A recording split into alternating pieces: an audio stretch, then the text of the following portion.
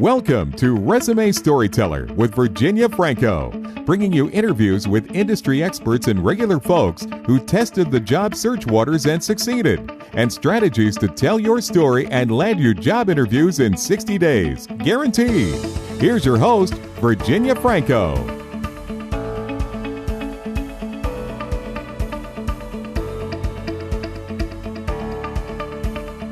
Hello, everyone. I have with me today job search and career expert Biron Clark. We tried to get together last month but had international technical difficulties, so I'm so excited to have him here today. He's a former executive recruiter, a sought-off job search and career advice expert. His website, Career Sidekick, is read by more than 1 million people a month and has been mentioned in Inc., Forbes, Business Insider, CNBC, Yahoo Finance, and a lot more.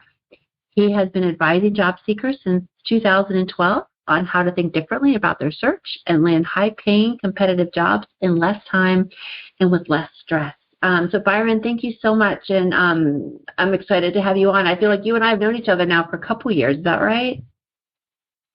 Yeah, at least. I think maybe even longer. Thanks for having me, Virginia. Yeah. I'm excited to be here. Same. So tell me. What prompted you to launch Career Sidekick? How did you come to this role that you're in now? So I sort of stumbled into my first job as a recruiter. I thought recruiting was more like matchmaking or HR. I found out that working as a recruiter within a staffing agency is much more like sales, and there are quotas and goals and pressure, and you earn commission. You earn more money if you help people get more jobs. But anyway, I was working in that first recruiting position, and friends started coming to me with career questions and job interview questions. So I thought, why don't I just start a blog and kind of answer some of the most common questions for everybody instead of only helping friends one-on-one, having to keep answering the same things. So that's how it started. But I had been interested in that. Yeah, that's how it got going. Very cool. So it was a side hustle. I love that. And then it morphed into when did you sort of make this your full-time thing? It took quite a while. So I've always been passionate about like business and marketing, and I always wanted to work for myself. So after around 5 years of recruiting, I decided I wanted to earn an income online and figure out how to work for myself on the web. So I had Career Sidekick that had sort of been running all of this time, but it had never made me a lot of money. In fact, it had never made me even $500 a month. It was always below that. But I just thought, why don't I give it a shot? So I quit my job. I had some money saved up, and I did some freelance marketing for clients to pay the bills, and I worked on Career Sidekick for the other half of each day, just trying to grow it, and eventually it worked out. Just stuck with it. That's amazing. No, and it's a really incredible site, a great resource. So I read your stuff. If you work with all sorts of levels of job searchers, different industries, you name it, are there a couple of major challenges that you see facing people that are, either testing the job search waters or looking to make a career change, something that is common to the majority? Just general challenges.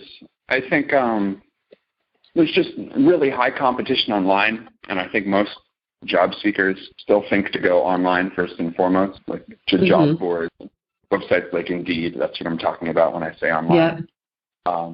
I think everybody wants fast and easy, but if something's really fast and easy and has no barrier to entry, then everybody's doing it. So it's harder to stand out. Whereas something like networking and having direct conversations with people or even like cold messaging somebody on LinkedIn to start a relationship by asking them a question, it's harder. It has like that barrier to entry, but that means only 1% or 5% of people are doing it. So it can be really effective. Yeah, you're right. No barrier to entry means you're not going to be able to enter the market. I mean, at the end of the day, it makes it very hard. Right. Yeah. No, that makes a ton of sense. Maybe you just answered it, but is there something that just has caught your clients off guard that they're surprised by, or your readers, I should say? In terms of what? In terms of going into job search, is there something that has just caught them off guard, and that maybe that things have changed or that things are harder than they expected? What would you say? I think both of those things that you just said. I find that if somebody has not had to job search in maybe 5 years, or in like a more extreme example, 10 years, I think people are really surprised by how much it has changed. Even little things like how it's really common now for a hiring manager to Google you and pull up your social media profile. Yeah. I think that wasn't like a consideration 10 years ago. No, you're right. Yeah. I have a daughter who's getting ready to go to college, and universities were following her on Instagram. And it was nuts. I mean, people are looking. Yeah, that's a good example of something that it's not work related at all, but No, but you better keep that account clean, whatever you do while you're applying to school. And this question is not to sound irreverent, but is there something that sort of drives you most nuts when it comes to job seeker or client mishaps, things that you just see people sort of doing over and over again, and it seems to be an exercise in futility? I think rushing or focusing on activity instead of results. Like I think just in general in life and work and job searching, I think there's a difference between being busy and being productive. And it's really tempting to just focus on activity, like how many emails did I send today? But I think it's really important to start with the results and think of, okay, well, I want responses. So I need to measure how many responses I'm getting. And then, do you feel like they're sort of measuring the wrong activity to determine how well their job search is going? Yeah, or here's an example. They might say, well, applying online, I can get 20 applications out per hour, and networking, I can only talk to 2 people per hour. So I'm gonna push out a ton of applications online, and at the end of the day, they feel like they've done a lot. It's like, ooh, I sent out 100. That was a long day, and in reality, it might not be getting the results that some other activities. Yeah, so, yeah, you're right. They don't yield the greatest return on your investment. Yeah, they were really busy. Like, right. You weren't working hard. Your day was crammed full of activity, but at the end of the day, it's really about getting interviews and getting hired. I actually learned that in the last recruiting job I had before I quit it all. I had a great manager. His name was Ian, and he really emphasized that for us as recruiters. And he was like, I don't care how many emails you send. Think about how are you going to connect with good candidates to help in their job search and to place into jobs. And then from that point, he said, well, you can work backward then. And so, for example, if your goal for the week as a recruiter was to connect with 10 new really great candidates, then you might be able to look at the numbers and say, okay, well, I need to send 100 messages in order to get 10 responses from good candidates. Like for every 100 messages I send, 10 great people get back to me. Right. Now you know how much activity you need, but you started with the end in mind, and you started with the real result you want, and kind of like looked at the numbers. You reverse engineered it. I don't know if I'm explaining it well enough. Yeah, no, and I got this from Austin Belchuk, and he always has amazing stats on this stuff, and he sort of did a mathematical reverse engineering of that. So you have to send 100 emails to what did he say? It was to target 10 people at 10 companies, send 5 emails a day, 6 per week, and in 3 weeks, in 3 days you'll be done. And he sort of walks you through for this many. You reverse engineering. I want to get a job at this company, and this is what I need to do, and these are the people I need to reach out to, and this is how many outreaches I have to do to get that return. But it's definitely a math, and there's math or art and science to this, in my view. Definitely. I think with everything in the job search, I love starting with the end in mind. Like reverse engineering. Another example that comes to my mind is if, let's say you want to be a software project manager, and you heard they make a lot of money, which they do, but you're not sure how to get there maybe. Right. You could go on LinkedIn and pull up 20 software project managers, and you can reverse engineer their career path.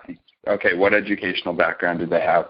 what was the first job they got in the software industry? Maybe it was like a customer support role, administrative role, and you can look at the steps they took to get to their current role, and then you can just kind of mimic those steps. So that's another example of and you could reach out to them and talk to them about how they were able to make those pivots. I mean, you might reach out to 5 and get blown off by 2 or 3, but all you need is 1 or 2 people to walk you through that. That's why I love LinkedIn, because to me it's like it's world's greatest database and CRM, sort of all rolled into one. You get lots of good intel on it. Yeah. So what advice would you give someone who has not begun their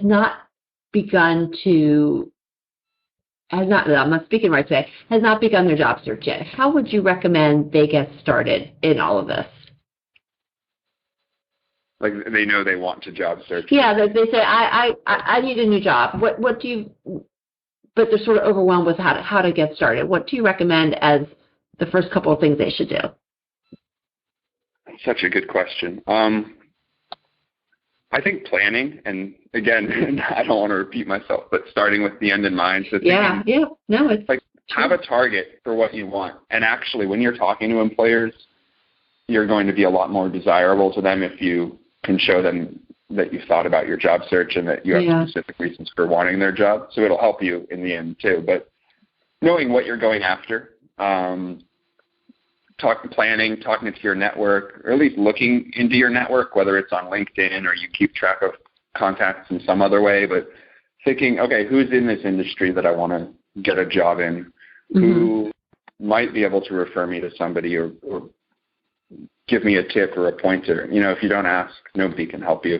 That's right. But so I guess planning is the main idea that comes to mind here. There's like that cliche, I don't know I think somebody famous said it, but the saying is something like, if you give me 3 hours to chop down a tree, I'll spend 2 hours sharpening my axe, and then 1 hour cutting. It's kind of sharpen your axe for a couple of days before you start. Right. No, that makes sense.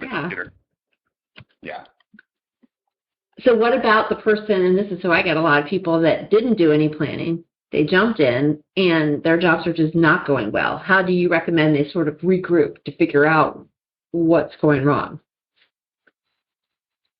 Well, I guess assuming they've tried many things, if they've done sort of a scattered approach, at least they should have some information on what's working. So my advice would be analyze what's working best. So, I mean, if they've tried emailing companies directly, and if they've tried a bunch on LinkedIn and they've gone on Indeed, they should be able to look back and see, okay, where have my interviews actually come from if I've gotten any? If you're getting absolutely no interviews, you can tell me if you agree. I think it's probably your resume is the first thing you should really be taking a close look at. Do you agree? Yeah, well, you're right. And it's looking at analyzing what you're doing and seeing where the breakdown is. If you're not getting interviews, it's probably your resume. If you are getting interviews, it's not your resume. If you're not going to second round, then it's probably your phone screening skills. Yeah. And if you're getting really far and not landing, then it might be your one-on-one closing skills. Completely. That's 100% right. Yeah. I never knew that before I became a recruiter, and it's easy. Now it's common sense to me, but it's easy to forget that a lot of people don't know. You really can break down your job search and diagnose it exactly like you said. Like, if you're not getting interviews, it's completely on your resume and how you're applying. Like, your resume really has one job, it's to get you interviews. And then if you're not advancing in the interviews, it's 100% what you're doing and saying in the interview. I hear job seekers say, I keep failing to get past the first round of the interview. My resume is not good enough. And that's not how it works. Like, if you got the interview, your resume did its job, and now it's just completely what you're saying in the interview. That's what you're focused on. Right. Yeah. No. Yeah. Agree. Yeah. A lot of analysis. So what about people that are, they are ready to do a career change, and they could go in a bunch of different directions. I could do sales, I could do business, I could do finance, I could do operations. What's your advice to those people in terms of how best to proceed? And do you have any concerns about people that want to go in lots of different directions? I think That's such a good question. I think if it's like a toss-up and you have 2 or 3 possible options, this might sound cliche, but I feel like if you go with what you'll actually enjoy or what you care about in terms of an industry or the day-to-day work, I think you're going to do better work. You're going to wake up excited. And because of that, you'll advance your career faster. You'll get those promotions. You'll get the raise. I just feel like if you're at least somewhat passionate about what you're doing, it'll lead to success. Yeah, no, I agree. I do come across, and, the economy has been pretty good for a couple of years, so I don't see this as much. But when I was first writing, back when people were coming out of the recession, people said, I don't really care. It doesn't really matter what I'm going to be happier with. I need to go with, I just need a job, and so they wanted to throw everything against the wall and see what stuck. And so my advice, and I'd love to hear what your thoughts are on it, was to, if you try to position yourself as a jack of all trades, you're going to be a master of none, and nobody will know how to figure out where you're a good fit. So it's okay to come up with a couple of documents that sort of position you for those different roles. Your LinkedIn's trickier, though. It's tough to write a resume that positions you as someone who can do all of those things. And but I did try to encourage people to try to narrow it down, but if they couldn't, to try to come up with customized documents for each one. Yeah, that's great advice. I think if somebody is in that mode you just described, like, I need a job, if they're in like, I need a job mode and it's not about finding passion, then they should be looking for jobs that are most similar to what they've done in the past. Yeah, where they that's have really good advice, yeah. I understand if you haven't done like the exact role or you're not, 100% match for these job descriptions, but look for things that are similar or related. Same industry or maybe a different industry, but like a similar type of function, like talking to customers or clients. That's a type of function or a piece of a role where if employers see you've done it in the past, they're like, okay, this person can talk to clients here too, even if it's right. You're right. That is that's the shortest path, is to do something very similar, because there's no risk to the hiring manager. They get that you know it, and you can jump in and hit the ground running. So since you're in a really good position because you were a corporate recruiter for years, and then you now see things on the job search side of things, people are always talking about discrimination. Obviously there's too young, too old, there's ethnicity, there's gender, all of that. What are your thoughts on it? Are you seeing any changes in that? And how do you go about advising job seekers? Such a great question. So I think discrimination is very real, and I don't want anything I'm about to say, I don't want it to sound like I'm dismissing that, because it happens 100%. It's a huge issue. But when I'm talking to a job seeker, I tell them that I really think you just need to focus on what you can control. I think I've seen a lot of job seekers get caught up in worrying about discrimination, and they blame every rejection on discrimination, even if there's really not a lot of evidence. And I think it stops you from fixing your resume. For example, a job seeker might go on an interview and not get the job, and they say, it's discrimination for sure. This is so frustrating. I know they discriminated against me. And the employer might have, but the employer might have just wanted to hire somebody else. And what that job seeker should do, even though it's tough, is go home and think, what could I have done better in that interview? Because that's what you can control and what you can improve. Does that make sense? Yeah, no, it does. It absolutely does. And no, it's true, because at the end of the day, not everyone discriminates. It does happen, but it doesn't happen everywhere. And what you can control is how well you perform, the companies that you target, all of that. If you're in your 60s and you're looking at a company where it seems like they honor the culture of youth, and everyone's in their 20s and 30s, it might not be the right place for you. So I agree. Control, what's in your control. I said that on LinkedIn, and Yeah, I caught a lot of heat on LinkedIn for, I think I said basically that. Like, oh, yeah? look on LinkedIn and see who the current employees are at a company and try to go for a company that seems to hire a mix of people. If you're right. Yeah. in your 50s, look for a company that at least has a few people in their 50s. It sounded reasonable to me. It's what I would do. I agree. I mean, yeah, look for people that look like you. That's what's so great. Again, what's so great about LinkedIn? You can look at people's pictures. But I get that it's frustrating. And, you know, people get it on the too young side, too. I mean, it happens. We always talk about too old, but too young certainly happens as well. So let's say someone has 5 minutes of your time and they come to you and say, all right, I'm getting ready to start job searching. What are 1 or 2 tools or things that I absolutely have to send me on my way? What say you? Tools and technologies? Yeah. Is that what you said? Or whatever you perceive as tools. Yeah. What are 2 things that someone absolutely needs in their toolkit to go on to job search? I think JobScan is a really cool website that lets you compare your resume to a job description. Mm-hmm. Their software. I don't know if you're familiar with that. Yep, it's pretty cool. I am. It helps you. Yeah. It's really good for identifying good keywords. Yep. Exactly. Helps you make sure your resume is well suited for the job and helps you tweak it if not. And then YouTube. I don't know if anyone's ever done this on your podcast. No. But I love Why do you think YouTube? I love YouTube, but I've never used it. I put all my videos on there. Why do you think it's so helpful? I feel like I've learned so much there not in terms of job searching, but in terms of like entrepreneurship and growing a website. But the job search info on there is really good too, and it's just there's just so much information out there. There are hiring managers who I don't even know what motivates each individual person to spend so much time creating the videos, because there are so many creators that don't really earn a lot of money from it. You're right. You're not rich, most of the people on there.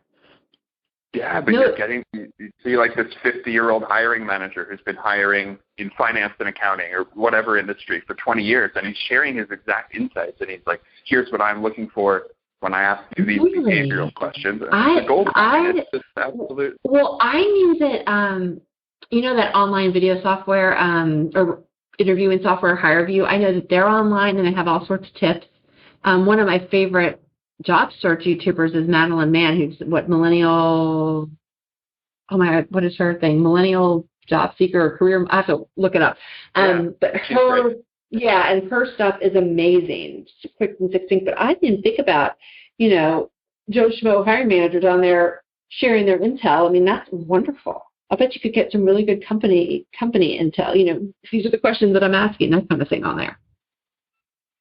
Oh yeah, there's just so much on there. I don't if you're interested in a side hustle too, I think YouTube is a good resource for that. You can learn so much from entrepreneurs and people who have like started a consulting practice or taken their industry knowledge from a 9-to-5 job and turned it into a business like I did. There's just so much that you can get on YouTube for free. I am going to start searching there more. Meanwhile, I usually go there when something's wrong with my car or an appliance in my house to get it fixed, but I don't go beyond that. I do that too. So my last question, and I'll let you go, but it's my favorite one. What is next for you? I mean, what you have planned for 2020? So I think this is the first year in a really long time where the plan is just like stay the course and double down on what's working. My website's growing. Career Sidekick is doing well. I want to write 100 or more new articles this year. I feel like oh my gosh, that's a lot. Yeah, I'm excited though, because usually I'm juggling so many things that I'm worried about, like web hosting and having the server not go down when spikes of traffic come, and just like administrative things. And I think all the behind the scenes stuff is taken care of for a while, including how I make money and cover the costs of the website, which is important. It costs thousands of dollars to keep going each year. So that's all handled, and now I can just do what I like. And the stuff that I was doing at the very beginning of all this, which is write a bunch of articles for job seekers and talk to more people on LinkedIn, like post and engage in the comments on LinkedIn and do stuff like this, go on podcasts and talk to other experts like you and share ideas. And that's what I'm excited about. So that's the plan for 2020. Excellent. Well, I included the link to your website in the bio that will be on the site, but if people want to reach out to you, just give a shout out to let people know the best places to learn more about you and what you do. Yeah, so my website, there's a contact page, but really LinkedIn is where I share current, and I'd say on my blog, I only post content that's evergreen, so it's not going to be like based on a trend right now. It's general how-to stuff. But LinkedIn is where I'll post about like a new LinkedIn feature or something going on right now. So that's the best place to find me and connect with me is right on LinkedIn. Excellent. Well, Biron, thank you so much for joining me. Lots of great actionable advice. I'm going to go do some searching on YouTube today, so thank you for that. But thanks again. Yeah, thanks, Virginia. This was great. This was the first podcast I've ever done, and you were one of the first people to write on my blog as a guest author way back when I started. Oh my gosh, I didn't know that. Like coming full circle. Oh yeah. I love your articles. Always happy to contribute to them.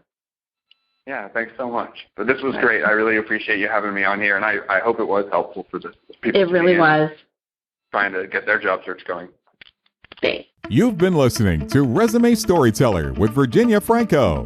To learn more about storytelling strategies to catch the eye of today's SCIM online readers, hiring and decision makers, go to www.virginiafrancoresumes.com.